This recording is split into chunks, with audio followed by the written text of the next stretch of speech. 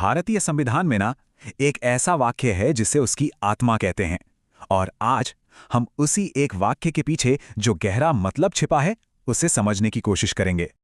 इसे ऐसे समझिए, पूरे संविधान का एक आइडेंटिटी कार्ड। ये शब्द थे मशहूर कानून के जानकार N.A. पालकीवाला के। मतलब प्रस्तावना एक तरह से पूरे संविधान का निचोड़ है, उसकी समरी है।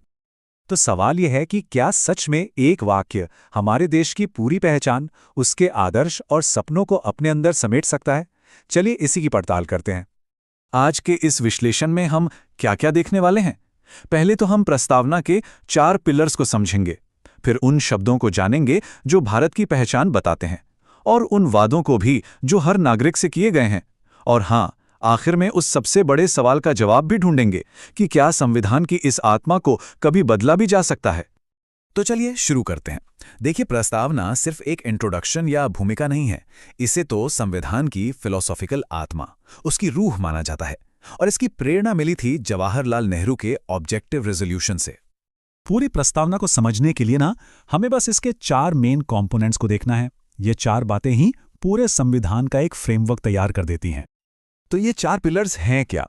असल में ये 4 बड़े सवालों के जवाब हैं। पहला, असली पावर किसके हाथ में है? जवाब है, हम भारत के लोग। दूसरा, भारत किस तरह का देश है? ये इसके नेचर को बताता है।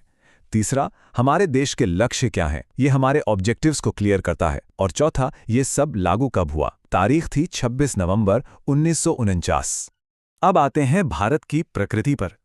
मतलब प्रस्तावना ये कैसे बताती है कि भारत का कैरेक्टर क्या है? इसके लिए 5 बहुत ही दमदार शब्दों का इस्तेमाल किया गया है जो हमारे रिपब्लिक की नींव हैं। तो पहला शब्द है सॉवरन, यानी संप्रभु। इसका एकदम सीधा सा मतलब है कि भारत अपने फैसले लेने के लिए पूरी तरह से आजाद है। हम किसी दूसरे देश के दबाव में नहीं हैं, अपने भाग्य के मालिक खुद हैं।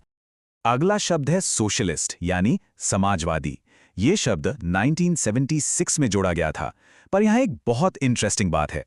भारत का समाजवाद वो कम्युनिस्ट देशों वाला समाजवाद नहीं है। ये हमारा अपना एक डेमोक्रेटिक सोशलिज्म है। तो फर्क क्या है? देखिए, भारत का जो लोकतांत्रिक समाजवाद है वो एक मिक्स्ड इकोनॉमी की बात करता है, जहां पब्लिक और प्राइवेट सेक्टर दोनों साथ काम करते हैं। ये एक तरह से मार्क्सवाद और गांधीवाद का मिश्रण है, लेकिन इसका झुकाव गांधीवादी सोच की तरफ ज्यादा है।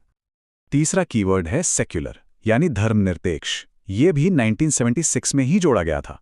अब इसका मतलब ये नहीं कि सरकार धर्म को नहीं मानेगी।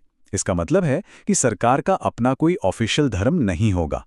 स्टेट के लिए सभी धर्म बराबर होंगे और सबको बराबर का सम्मान मिलेगा। फिर आता है डेमोक्रेटिक, यानी लोकतांत्रिक। इसका मतलब तो हम सब जानते हैं, है ना, कि असली ताकत जनता के हाथ में है। सरकार जनता ही चुनती है अपने लिए। और 5वां शब्द है रिपब्लिक, यानी गणराज्य।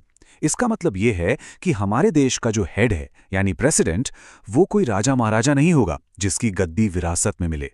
वो एक चुना हुआ प्रतिनिधि होगा।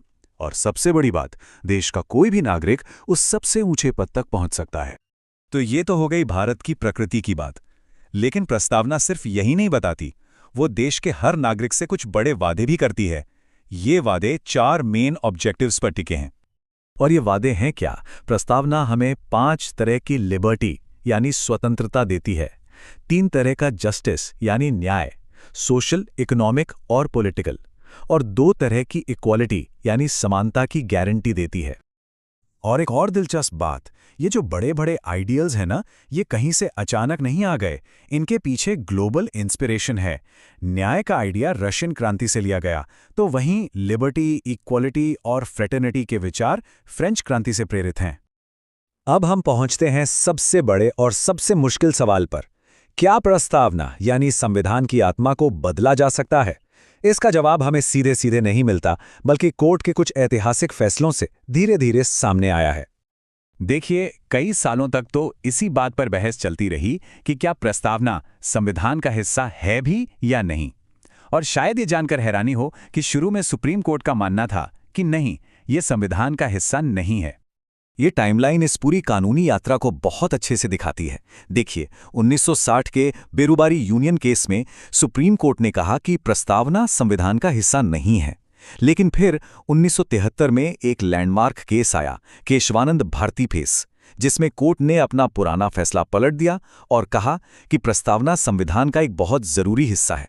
और इसी फैसले के बाद 1976 में इसमें पहली और एकमात्र बार बदलाव किया गया। तो फाइनल वर्डिक्ट क्या है? जवाब है हाँ, प्रस्तावना में बदलाव किया जा सकता है, लेकिन एक बहुत बड़ी शर्त के साथ।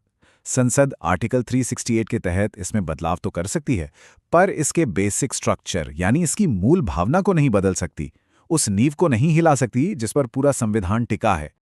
तो आखिर में ये सवाल हमारे सामने खड़ा होता है, 75 साल से भी ज्यादा पहले जो ये गहरे वादे इस एक शक्तिशाली वाक्य में किए गए थे, क्या आज का भारत उन पर खरा उतर पा रहा है? ये प्रस्तावना आज हमारे लिए एक गाइडिंग स्टार है या सिर्फ एक दूर का सपना बनकर रह गई है?